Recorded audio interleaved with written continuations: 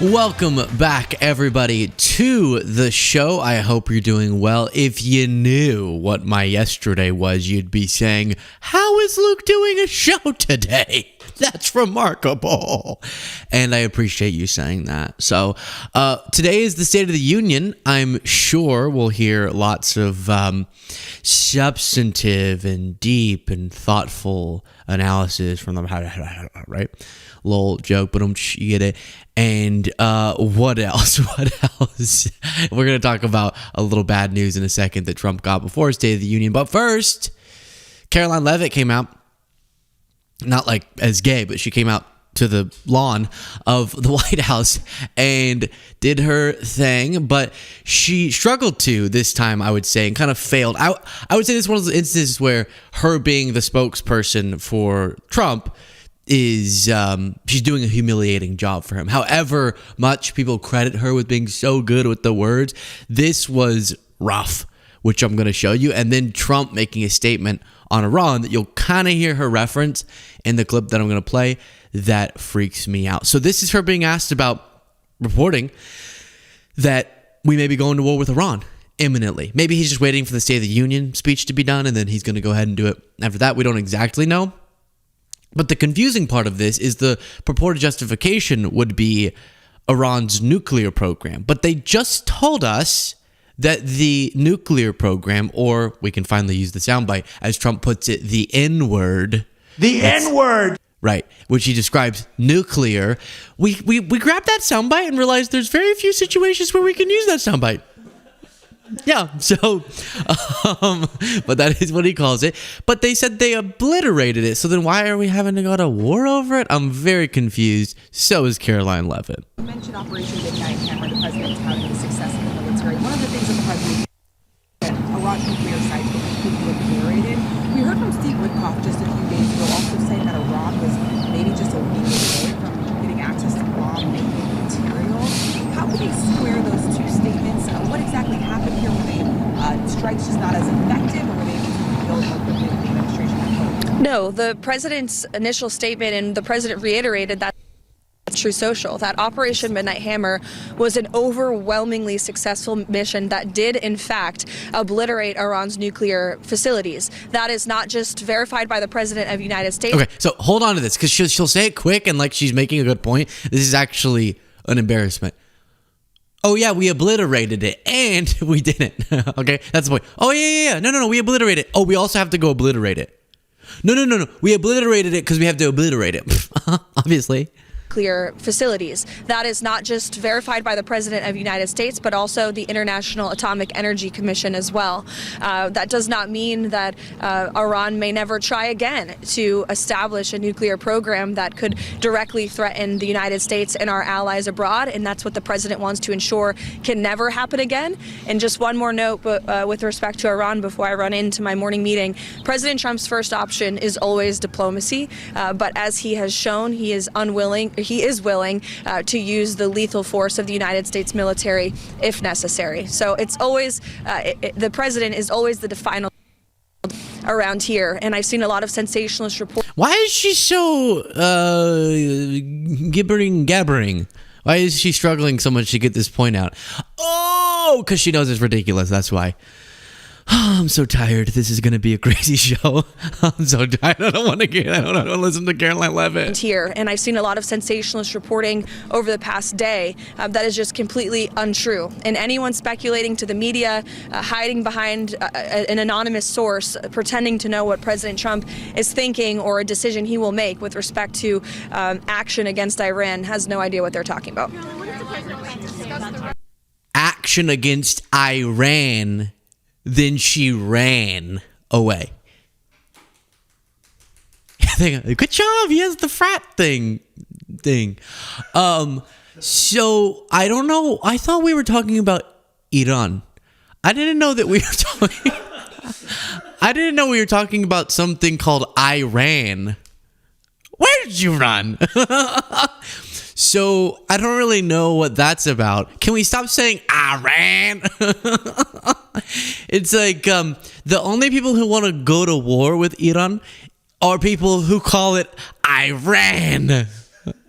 Those are the only people. If you hear them say Iran, that's the person who wants to go to war with the country that we're talking about. So she referenced there. We'll get back to Caroline Leavitt clips, but then she raced off, so didn't give us much insights. We'll get back to her. First, she referenced kind of what Trump sent out a pretty freaky post denying, which when I saw some quote from this post, I saw the first part of the sentence and was like, so many reports about Iran are wrong about the decision making. And I went, phew, he's denying that they're planning military action against Iran. And then you read further, it's actually him denying that people are telling him not to, which is scary, meaning you know him. He would come out and go, what? We're not a war. No, we're not doing, that's not happening, because of how many reports say that it is. Instead, he's going, the reports that people are encouraging me privately not to are wrong. Oh no. He said numerous stories from the fake news media have been circulating stating that General Daniel Kane, sometimes referred to as Raisin Kane, is against us going to war with Iran. The story does not attribute this vast wealth of knowledge to anyone and is 100% incorrect. General Kane, like all of us, would like not to see war, but if a decision is made on going against Iran at a military level, it is his opinion that it will be something easily won. He knows Iran well in that he was in charge of Midnight Hammer, which weirdly is what I call my sex life. The attack on the Iranian nuclear development. Hey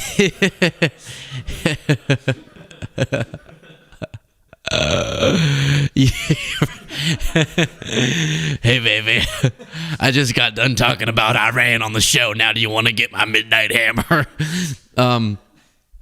It is a development no longer, but rather was blown to smithereens by our great B-2 bombers. You want to get blown to smithereens by my Beasley 2 bomber? Raisin Kane is a great fighter and represents the most powerful military anywhere in the world. He has not spoken of not doing. This is all very scary and very catastrophic. I don't know. I'm going to have to deliriously laugh through it, though. He has not spoken. This is an official statement from the president. He has not spoken of not doing Iran. He has not spoken of not doing. What is not doing Iran? Or even the fake limited strikes that I have been reading about. He only knows one thing, how to win, and if he is told to do so, he will be leading the pack in doing Iran. Everything that has been written about a potential war with Iran has been written incorrectly and purposely so. I am the one that makes the decision. I would rather have a deal than not, but if we don't make a deal, it will be a very bad day for that country, and very sadly his people, because they are great and wonderful, and something like this should never happen, should never have to happen to them. Someone posted, to smithereens has to be one of the worst ways to get blown. Is that an art? Who put that? Yeah. Are you ready to get blown to smithereens with my Midnight Hammer? So that's scary, right? He's like, no, we might go to war with Iran pretty soon. Now, here's what's confusing based on the statement that you heard Caroline Leavitt make. She says the nuclear program's obliterated. But a fair point is to say they could remake their nuclear program. Okay. What is the military operation for then, if we were to do it? Do you understand my point?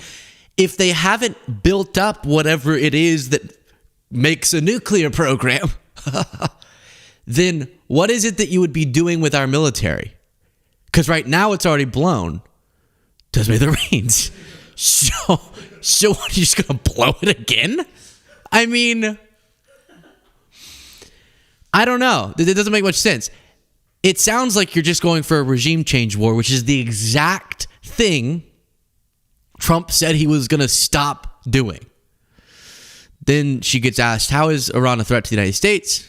but what the United States is doing to ensure that not only America is the safest country in the world, but remains the strongest country in the world. Does he consider Iran a threat that remains abroad? Well, look, Iran chants death to America. So you tell me if that's a threat. Elena. So a lot of people chant that, unfortunately, and to them I say, stop it now. In all seriousness, Iran, cut it out. Don't say that. And does that mean that they want to preemptively attack the United States of freaking America? Like, the argument there is because they chant that they're gonna what? We're gonna attack them because maybe they would attack us? Why would they attack us? Uncle Sam, the eagle. I mean, what are they gonna... What? You're gonna go to war with a bald eagle? No. No. So... so, like, I don't understand. Yeah, but people said mean things against us, and that means we have to go to war with them? Weird reasoning, Caroline. So that's embarrassing. Then she was on Fox News as well, previewing the bombshell State of the Union address Trump will be delivering tonight. And of everyday Americans who are directly benefiting from his policies and making a few new policy announcements as well to continue tackling the affordability crisis that Joe Biden created 1 year ago. And the president will be talking about the positive metrics we have seen and moving forward towards making life again more affordable and prosperous for all Americans. So that's going to... And of everyday Americans who are... So I got a little distracted by some comments we were getting. You had Marco saying, let's bet if CBC doesn't speak, his new name is BBC.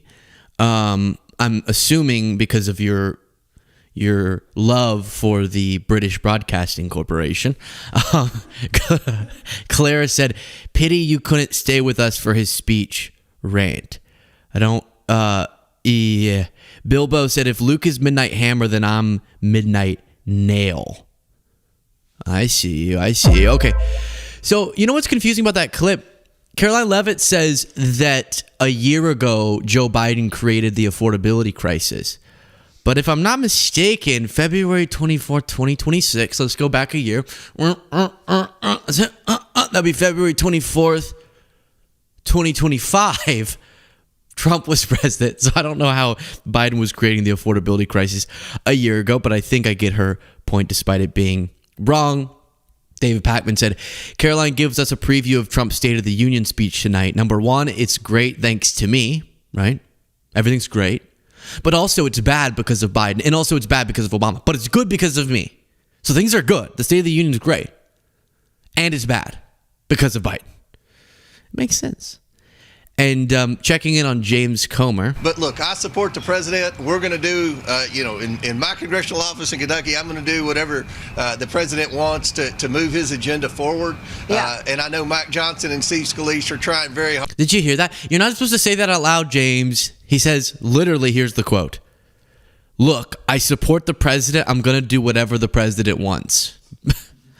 Actually, you're supposed to be your own branch of government, dude. You're supposed to be a check on his power. So that's a strange thing to admit. Thank you all again for joining us. We have a lot more to talk about. The OG member for 22 months, Jared Frank, said, are we going to have a State of the Union watch along live stream tonight?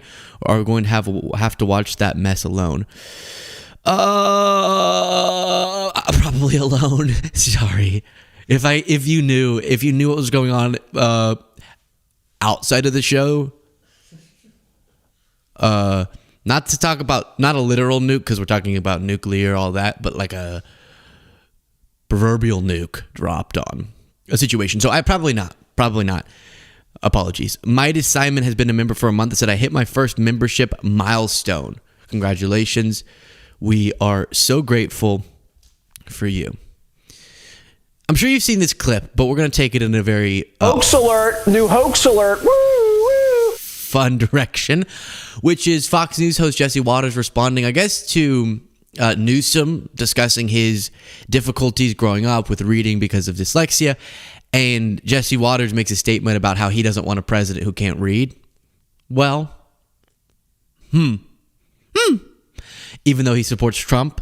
But then I'm going to show you the videos of Trump that I think make clear how silly this point was. But before I show you any of that, this kind of goes back to the made-up ridiculous controversy MAGA tried to stoke, which was supposedly Newsom said to black people that he's like them because he did poorly or something, or did what? I don't know the numbers. Did what he describes as like not amazing on the SAT, and that he has struggled with reading speeches and stuff like that because of dyslexia. In reality, number one, it was a multiracial room. There were people of all different races. Number two, this is a point he makes a lot. It had nothing to do with the race of the person on stage with them. And number three, number four, number five, etc., etc. See point 1 and 2. Okay. And so it was just completely ridiculous. And then you had Benny Johnson making thumbnails saying Newsom was being racist, but his thumbnail had watermelons and fried chicken in it. Like, Benny was accusing Newsom of being racist by himself being racist. Strange. And here's where it started. Then we'll walk through this sequence of events. You know, I'm not trying to impress you. I'm just trying to impress upon you. I'm like you. I'm no better than you. You know, I'm a 960 SAT guy. And, you know, and I'm not trying to offend anyone, you know, trying to act all there if you got 940. But literally a 960 SAT guy. I cannot, you've never seen me read a speech because I cannot read a speech. So we already talked about it. You can go see the segment. It was titled something. You can find it. I don't know.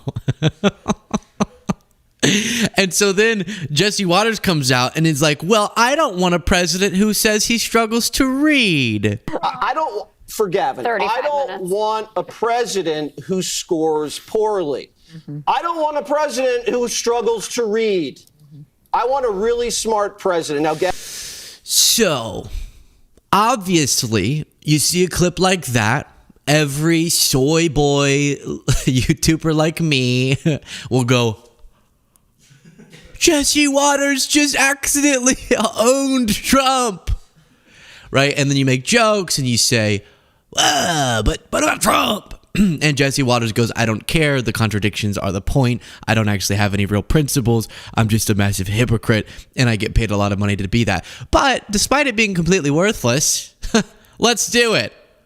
I don't want a president who struggles to read. Undisputed. When did this come out? Maduro, Venezuela. It's pergovirus. Pergovirus. Shifting production to Thailand. Fake infrastructure. Take a look at the oranges. The oranges of the investigation. The beginnings. I said, well, let's see how we say that. I said, Menafin. I read very well. Great comprehension. So I have to pause it real quickly there because you know how it automatically skips to the next photo that was in our group chat where that video was sent, and this is the next photo it would skip to because Cole was trying to get me to laugh because I was in a bad mood this morning. So I appreciate that, but that's why I paused it so quickly so that it didn't automatically go to that. Oh, so Jesse Waters, who supports Trump, is going to tell us about wanting a president who can't read, who can read well. Oh, okay. Wow. What even is the point you're supposed to make about that other than, but what about Trump? Which is incapable of solving even the smallest problem.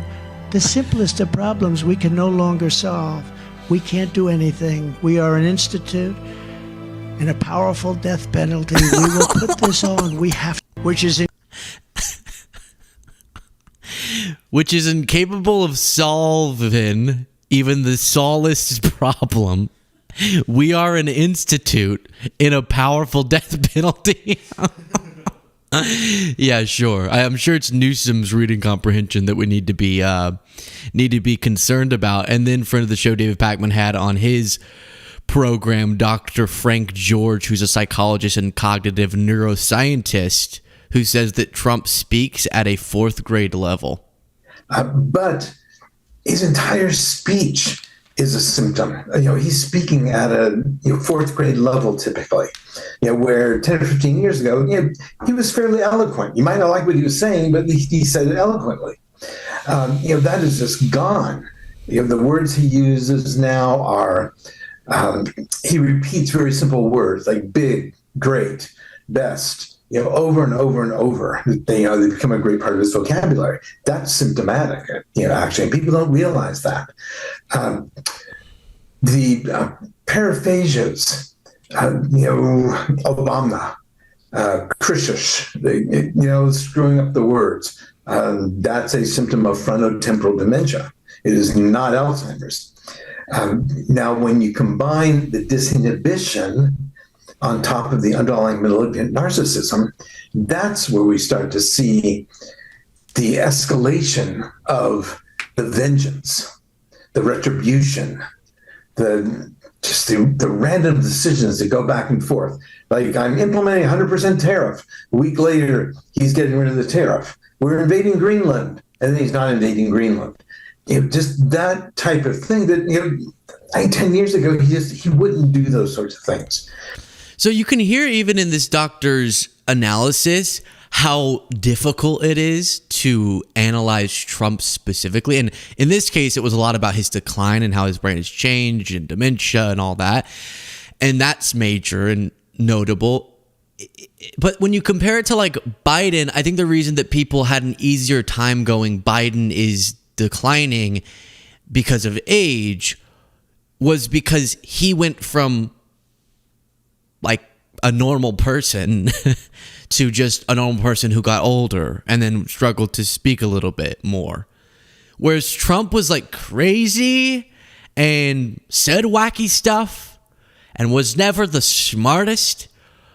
And now he's just a much more diminished version of that. So then whenever you go, he's reading at a speaking at least at a fourth grade level, he can barely read words off of his teleprompter. He's exhibiting all these signs of decline or dementia or whatever. Is that not, given how much attention was given to Biden, is that not concerning to you? And people are like, well, I don't know. He's kind of always been a funny, goofy guy with his words. And the point that this doctor's trying to make is, no, actually, if you go back and look at him decade ago, 2 decades ago, you see it's a very different Trump. And not just the normal aging process, but really losing his ability to speak in intellectual, complex ways. And so that is tough because a lot of people just wave it away by going, well, I don't know. Trump's never been the most eloquent speaker. But there is actually a change there. And apparently he's speaking at a fourth grade level. So Jesse, get owned. Oh. Did you just go to a spa because you just got facialed?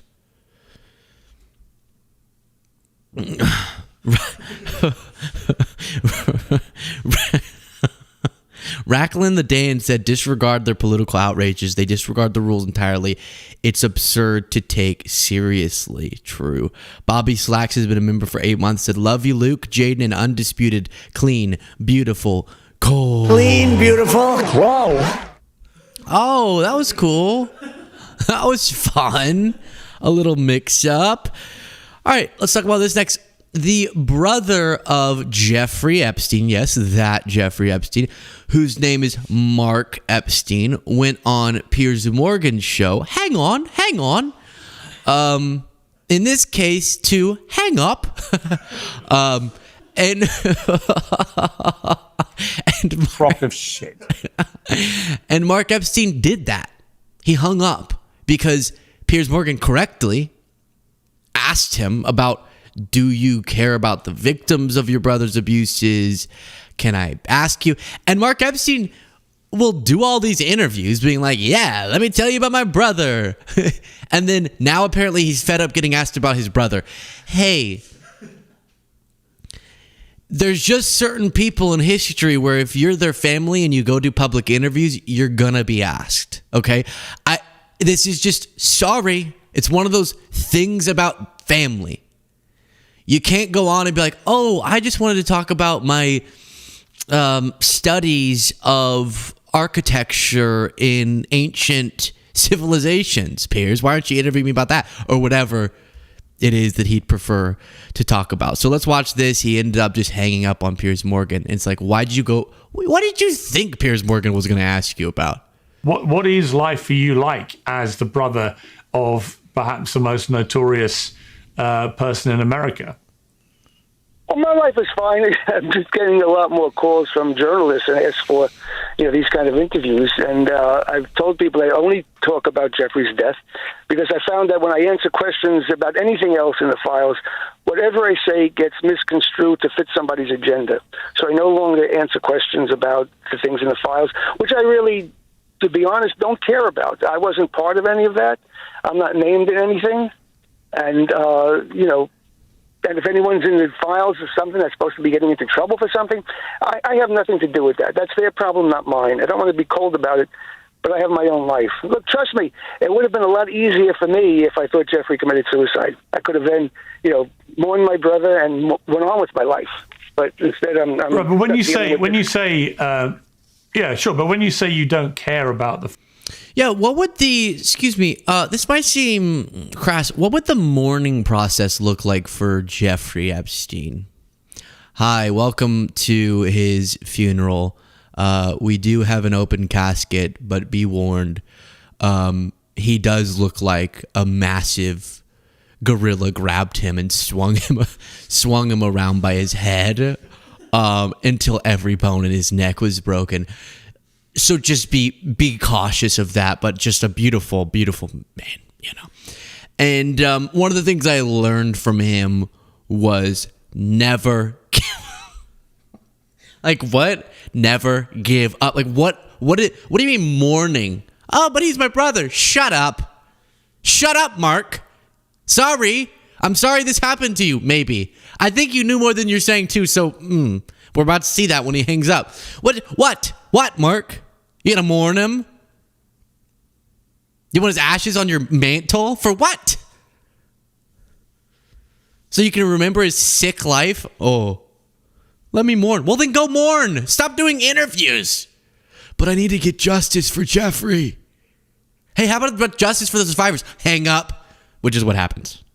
Yeah, sure. But when you say you don't care about the files, I mean, I presume you mean because you're not directly accused of wrongdoing in them, which is completely correct, and you shouldn't have to justify something that doesn't involve you. However, your brother is obviously, there's so much stuff in these files which exposes him as an appalling human being. My question for you would be, how much of this is new to you? I mean, do you even recognize like I said, a lot you're of seeing from your brother? Hey, it's new, but Piers, he taught me how to ride a bike. Man, we never even talk about that. He was such a good older brother. Jeffrey and I were not. I didn't see him for 7 years before he died. Although we were always in communication with phones and emails, so I didn't know what he was up to. A lot of the stuff that's come out is surprising to me. I wasn't aware of a lot of this stuff, and I'm going to say, like with him, even though he's my brother, that was his problem. And now that he's dead, it's not his problem anymore.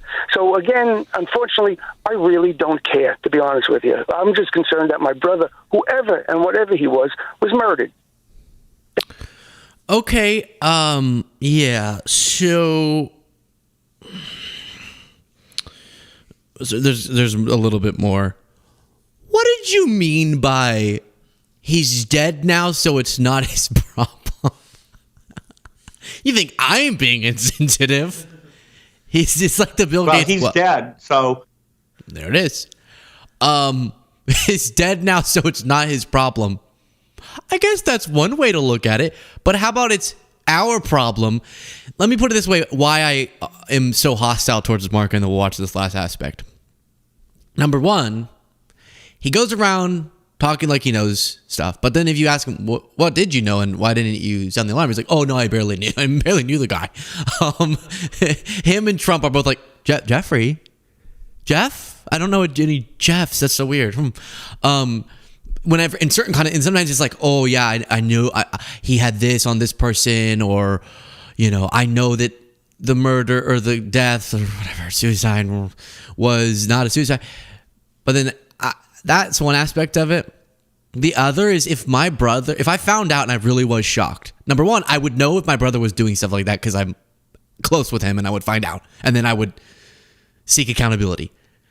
And if I somehow didn't know and I found out something like that about my brother, I'd have to dedicate my life to getting justice for the victims of my brother's abuses. Right? Just the fact that he was my brother would make me feel like I have extra obligation to seek justice for the victims. That's why I'm so hostile towards Mark. That's my concern.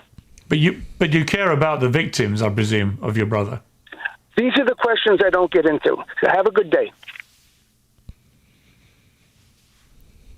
Okay. Well, extraordinary. Not a difficult question to answer. Not at all. Now, this is one thing that makes me uncomfortable. In the last 2 weeks, 2 people have stormed off of Piers Morgan's show. Mark Epstein and Luke Beasley. And I don't love that that's a category. 2 people have caused Piers to go, oh, they're gone. Luke's gone or Mark's gone. I don't love that I'm in that same sentence. But it's true. It is a true story. So that's odd. I'm mogging you right now. You're so angry that he would ask you about the victims. You called into the show, Bubs. You called in to say it wasn't a suicide. Hey, we heard from you. We know. We know you believe that. What are you bringing insight about? Nothing. So, of course, you're going to get asked about the broader release, what we're finding out, how that makes you feel. And if you don't want to do that, don't call into the show. But then hanging up like a petulant child is gross because you aren't willing to just go, of course, I want justice for the victims. Of course, I'm horrified by what I'm learning. But you know the vibe I get from him? I get a similar vibe as when you see Ghislaine Maxwell being like, no, I don't remember Jeffrey ever associating with underage girls. No, never. Oh. Or did you ever have an underage girl give him an inappropriate massage? And Ghislaine's like, what is this word massage? Is it like message? What massage? What is this? Mark does, I guess, a similar thing where like he doesn't want to admit the extent of what his brother was. Now, speaking of, you have, as we discussed yesterday, what appears to be another element of a cover-up where documentation relating to allegations against Trump himself in the files have vanished, as MS Now reports. Lisa, you got this reporting. Walk us through it. Well, Anna, one of the things I can tell you is that based on documents that are available in the Epstein files, and we're just going to hold up to you what allowed us to get to this reporting. This is an index of witness statements from people who were not expected to testify at Ghislaine Maxwell's trial, but whose statements were nonetheless produced to her defense counsel in the run-up to her 2021 trial. We also have a smaller one with respect to those who were expected to testify. And based on those indices, as well as documents available in the file, MS Now can report that there is at least one witness for whom 3 interviews with the FBI in rapid succession in 2019 are missing. You might say, well, what's the big deal about that? Well, the big deal about that is that we can also confirm that that woman is the same person who in a 2025 FBI presentation is identified to have accused Donald Trump of a sexual assault when she was between 13 and 15 years old. We know that based on a human source who has confirmed to us that this woman is one and the same. So I want to make this very clear. There is a woman who, according to the FBI and documents compiled last summer, accused Donald Trump of sexually assaulting and physically abusing her. One of the things in her accusation is that in addition to forcing her to perform oral sex, he also hit her in that same episode. We have now connected that woman to someone who was interviewed by the FBI 4 times in 2019. Of those 4 interview memoranda, which are listed in this index that I'm holding up right here, only one of them can be seen. And in that interview, the accusations against Trump are not present. At the most, she says that she had met Trump on one occasion without detailing it. And when asked how she understood that Epstein was a person who committed abuse against her, she showed FBI agents a picture that she had been sent by a friend. It was a picture that she was reluctant to share with FBI agents because there was somebody else in the photograph. It turned out to be, according to this interview memo, a well-known photograph of Epstein and Trump together. She said that she was reluctant to show them the full image, lest she incriminate someone that she feared could retaliate against her. That's all that we know from what's publicly available in the files. But we know that this woman had other accusations against Trump. Where they are listed or where they've been memorialized, we're not sure. But we can tell you and our viewers that there are 3 other interview memoranda taken by the FBI that are not present anywhere in the FBI. They've been scrubbed. They've been scrubbed. Why? Why? If they're so bogus, why? And also, I ask again, if this is like, I don't know, some random crazy person who's saying random stuff and for some reason wants to risk lying to the FBI, why did they do 4 interviews? That's just, it's notable. It's very notable. And then it's notable that it's seemingly getting covered up.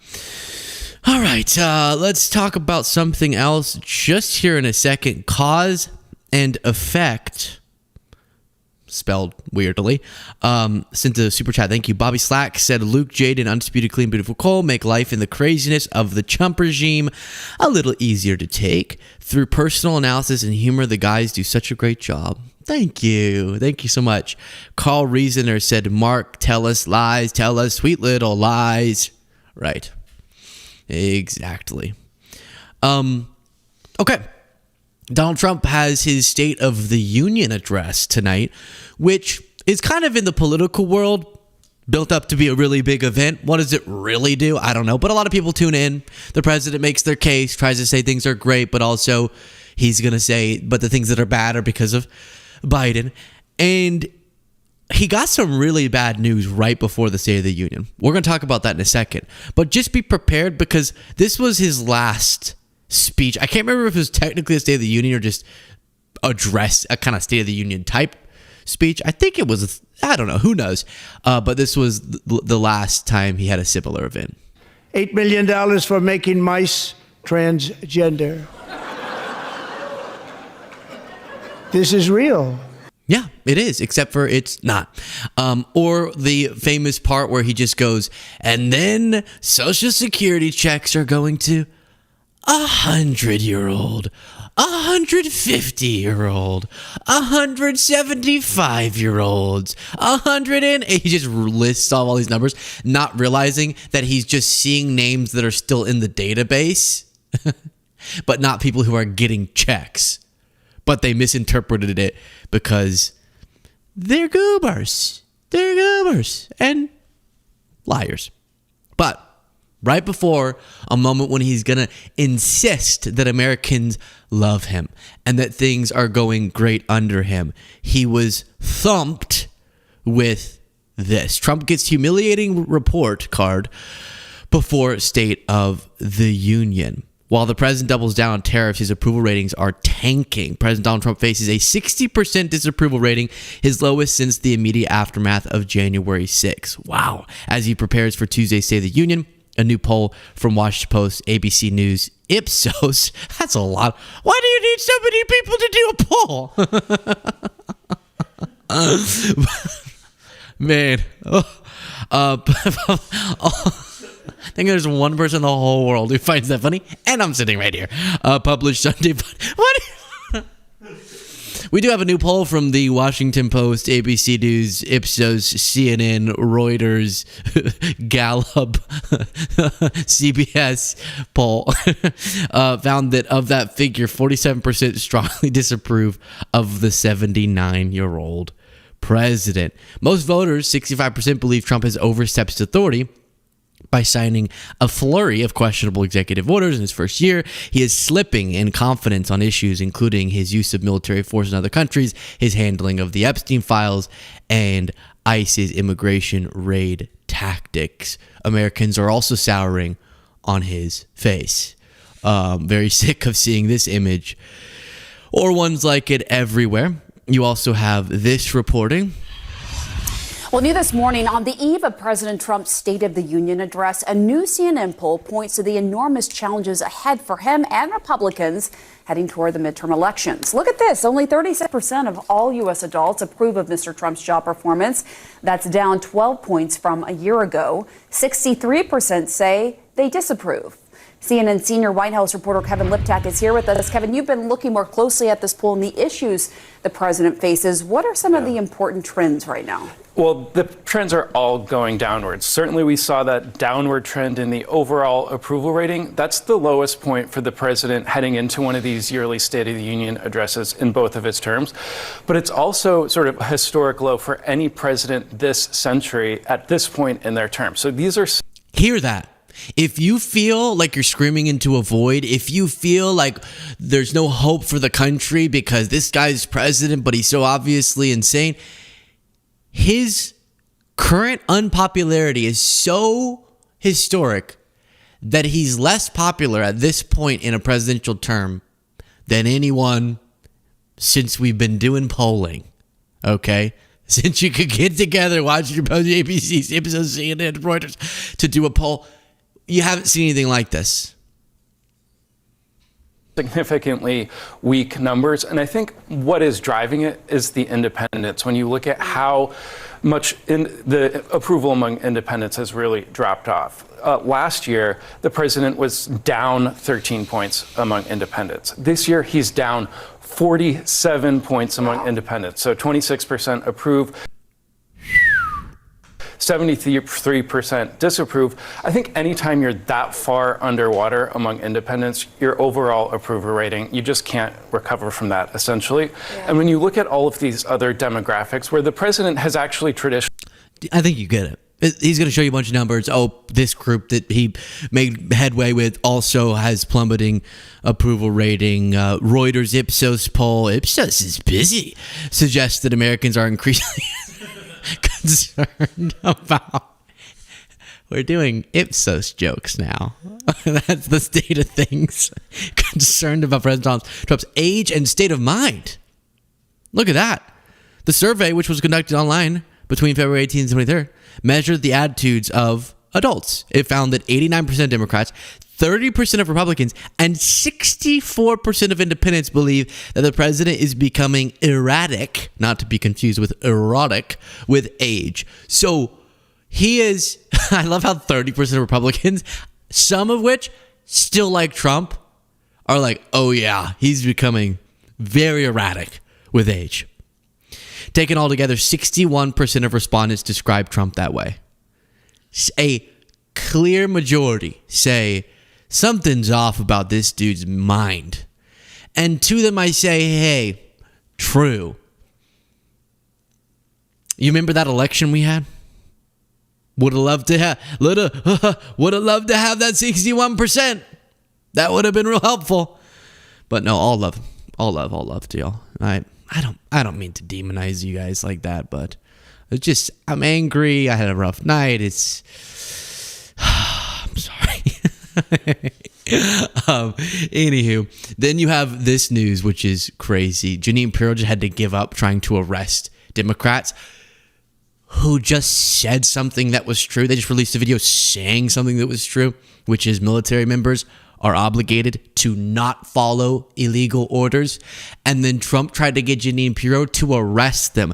And another way for you to feel some level of hope is our institutions are still held together enough that they are able to defend against sometimes efforts like this. NBC News is now reporting that the office of Jeanine Pirro, the U.S. Attorney for the District of Columbia, has decided to stop pursuing the case against those 6 Democratic lawmakers who urged members of the military to not comply with unlawful orders.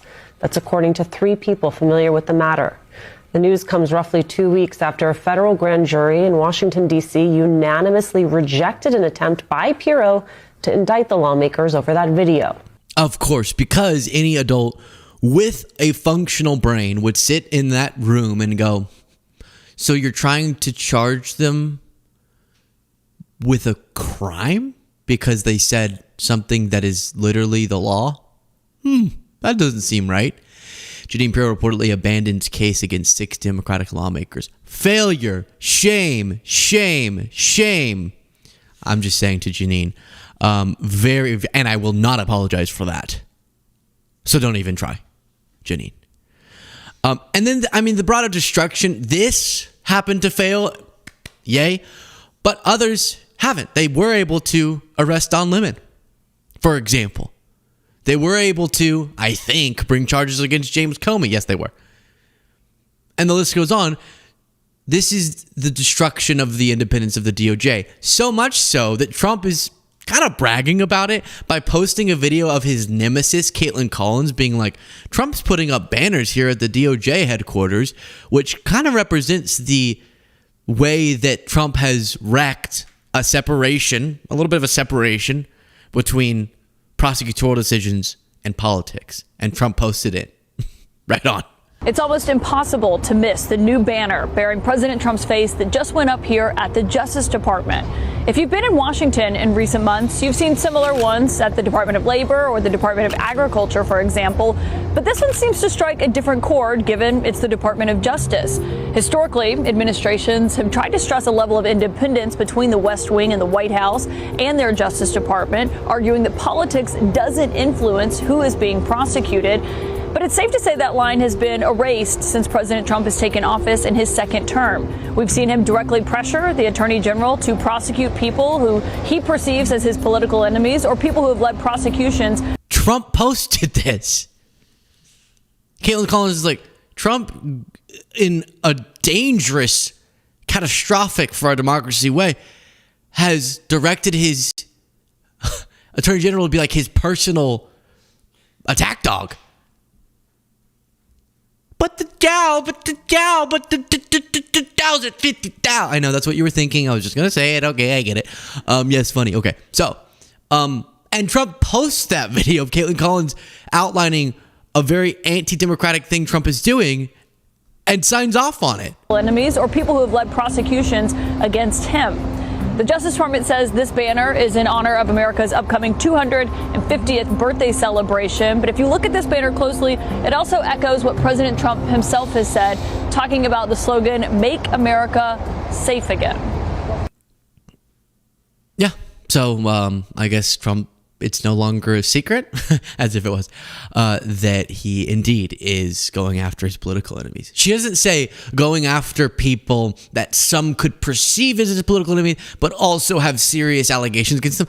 She just goes, oh, he's getting Pam Bondi to go after his political enemies. And Trump posts the video endorsing it. Very strange. That is today's show. A little shorter than normal, but I'm glad we got to do a show given all that's going on. I don't think I'm going to join you for the State of the Union. I literally think I'm not going to. I think I'm just not going to. And you can't make me. And I love you for wanting me to cover it. I really do. I would any other day, and I might still, but I don't think so. So enjoy watching that if you do. And if not, we'll break down notable parts tomorrow. Much love. Talk to you next time.